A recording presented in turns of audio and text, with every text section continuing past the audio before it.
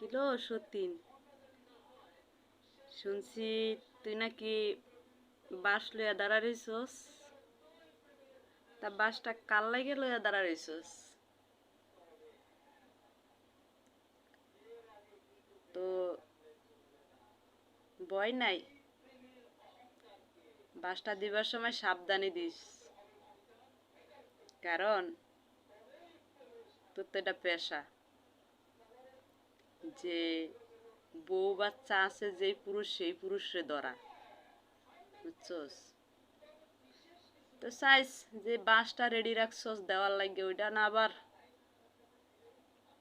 তোরই জাগা মতন যা। আমার স্বামীর থেকে বিয়া বইছস, সাইরেও দিছিলাম, দৈরা তো রাখতে পারিস নাই। আমার স্বামী আমার কাছে আইস, বুঝছস? তবে এবার আইছে, এবার আর ওরকম নরম করে আসে নাই। সেইবার যে মনে করস আটঘাট বেঁধে আমার কাছে আইছে। কেমনে জানস? আমার স্বামীর পুরানো বউ আমি। তো পুরানো বউরে যদি নেয়, তো পুরানো বউর সাথে যা আছে তাই তো পুরানো। তো বেটা পুরান বউ নিব, পুরান জিনিস নিব না? তা পুরান বউর সাথে পুরান বউর জিনিসও পুরান নিতে চা, তো ওই স্বামীর কাছ থেকে পুরান জিনিসটা আমি আদায় করব না? তো সেই জিনিসটা কি জানস? স্বামী খুব লাফাইছিল, ওই জিনিসটা আমার হাতে নাই দেখিয়া।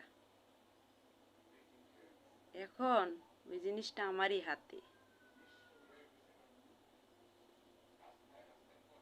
যে ফাঁদটা পাচ্ছিলাম, ওই ফাঁদে পা দিছে, বুঝছস? আর পাড়া তো দিছে, বাধ্য হয়েছে ওই জিনিসটাই দিতে। স্বামী প্রথমে না না বলছে, বলছে ওইটা বাদ, নতুন করে দি। স্বামীরে বললাম, আমি তো তোমার পুরানো বউ, তো পুরানো বউর সব কিছু যদি পুরানো নিতে চাও, তাহলে পুরানো বউর সেই জিনিসটা পুরানো দেও, বউর আগে যে জিনিসটা ছিল ওইটাই দেও। বলে কি না না, তোমাকে নতুন করিয়ে দিব।